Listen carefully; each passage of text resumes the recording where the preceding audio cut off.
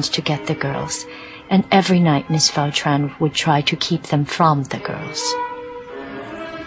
It seems in several homes near Westflower Gate, the soldiers, failing to find young girls, are using teenage boys. Tonight I asked George Fitch how the day went and what progress they had made, and his reply was, "It was hell today. The blackest day of my life." Certainly it was the same for me. Tonight a truck passed, in which there were 8 or 10 girls, and as it passed they called, "Zhou Ming! Zhou Ming!" Save our lives.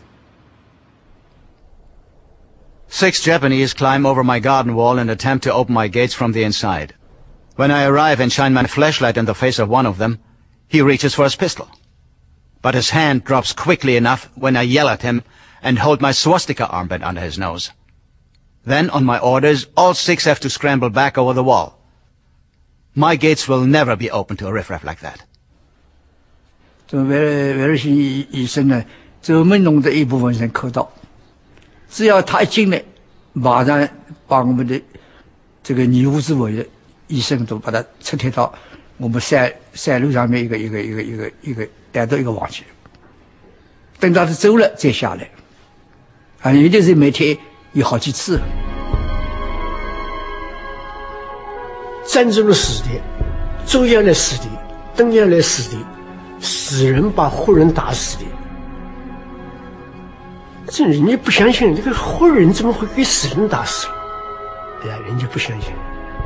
这个日本人马路上睡的死的妇女，他要叫这个活人跟他睡觉。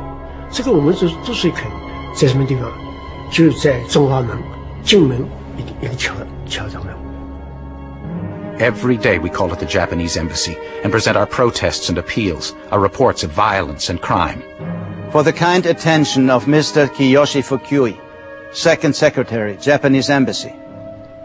Dear sirs, we are very sorry to trouble you again, but the sufferings and needs of 200,000 civilians of whom we are trying to care make it urgent that we try to secure action from your military authorities to stop present disorder among Japanese soldiers wandering through the safety zone. Case number 15. Japanese soldiers entered a house on Hankow Road, raped a young wife and took away 3 women. When 2 husbands ran, the soldiers shot both of them. Case number 154. A girl, 13 years old, was raped by 3 Japanese soldiers at Chinjiajai number 6. Case number 290. 4 soldiers raped a young girl, a little over 10, by turns. Fukuda and Tanaka of the Japanese embassy had nothing to say, except Fukuda's remark that the army is very mad because they say it is the first time in history that an army had to conquer a place with neutral observers on hand. Quite a false view, but we felt it was not time to argue. We have come to understand the Japanese much better than we did. A week before their entry, I preached to our group and I urged them to have faith in the goodness and humanity of the Japanese. The Chinese are still laughing at us for our innocence. Now we better understand Japanese propaganda. In the midst of great suffering, Japanese news squads went around staging pictures of Japanese soldiers giving candy to a child or an army doctor examining 20 children.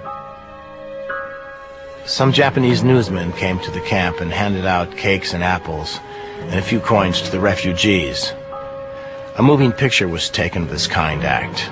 At the same time, a bunch of soldiers climbed the back wall of the compound and raped a dozen or so women. No pictures were taken out back.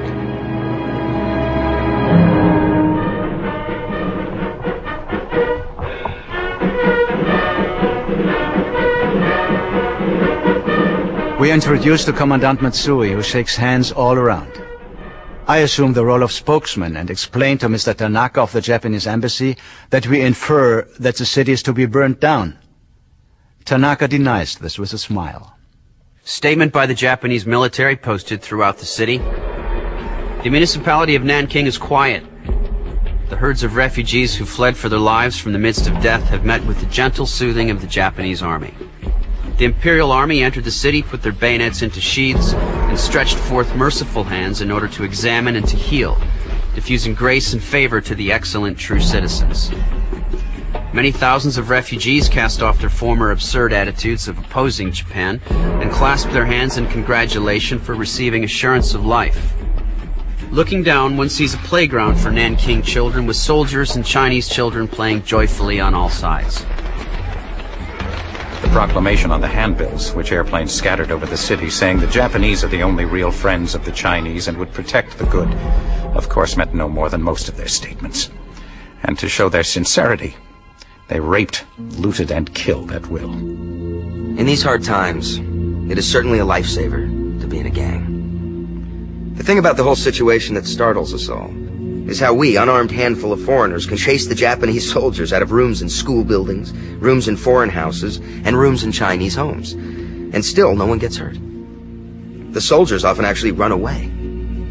Part of it is pure bluff. If we batted an eye, we'd be done for. Our group here at the House drafted a message to the American Consulate General in Shanghai, asking that diplomatic representatives be sent here immediately as the situation was urgent. Then asked the Japanese to send it via Navy radio. Needless to say, it was never sent. When things were at their worst, the fellows at our house remarked at supper, "The first fellow that gets killed, we are going to carry his body over and put it in the Japanese embassy." Each night, the 8 of us wonder who would be missing the next night. We said, we just can't all get through this alive. At noon, a man was led to headquarters with head burned cinder black, eyes and ears gone, a nose partly gone. A ghastly sight. I took him to the hospital in my car, where he died a few hours later. His story was that he was one of a gang of some 100 who had been tied together, then gasoline thrown over them, and set afire. December 24th, the day before Christmas. About 10 o'clock, I was called to my office by a high military advisor. Miss Minnie Watrin, our American Minnie, a proper lady to the core. She believes in her girls and guards them the way a hen guards her chicks. I shall never forget her marching at the head of some 400 female refugees through the town, right past groups of vagabonding Japanese soldiers, to guide the refugees to the safety of her girls' camp in Jingling College. And now something terrible has happened to our Minnie. The request was that they be allowed to pick out prostitute women from our 10,000 refugees. They said they wanted 100. They feel if they can start a regular licensed place for the soldiers, then they will not molest innocent or decent women. And with hands clenched in horror, Minnie is forced to watch as authorized underlings force their way into her girls' assembly hall, filled with hundreds of good girls. She is not going to hand over even one of them willingly. But then, a number of young refugee girls step forward, evidently former prostitutes. Minnie is speechless. They finally secured 21. But group after group of women have asked me if they will select the other 79 from the decent women and girls. And all I can answer is, they will not do so if it is in my power to prevent it. Bob Wilson helped out at our house last night. He got home early for the first time in 2 weeks, so he went to the university gardens, brought 6 big poinsettias and put them around our living room. So we look like Christmas anyway. Everyone is competing to make this a happy Christmas for me. It's really touching. Chang brought some Christmas roses and has decorated the house with them. He even managed to find a little fir tree that he wants to decorate. And he just came in grinning with joy and carrying 6 very long candles that he rounded up somewhere. Everybody likes me suddenly. And it used to be, or so I thought, that no one wanted to have much to do with me. Or might I have been wrong there? How strange, my dear Dora, my dear children and grandchildren. I know you're all praying for me today. I feel as if I am surrounded by loving thoughts. Believe me, I have a prayer in my heart for all of you as well. This seems like anything but Christmas Eve. It is sort of tough to keep Japanese soldiers from looting a hospital in the center of what was, a few weeks ago, a great city, while the rest of the family is scattered all over the globe. My baby will be 6 months old in 4 days, and I have only seen her for 7 weeks of that time. It would be pleasant to close the year with some sort of brighter outlook.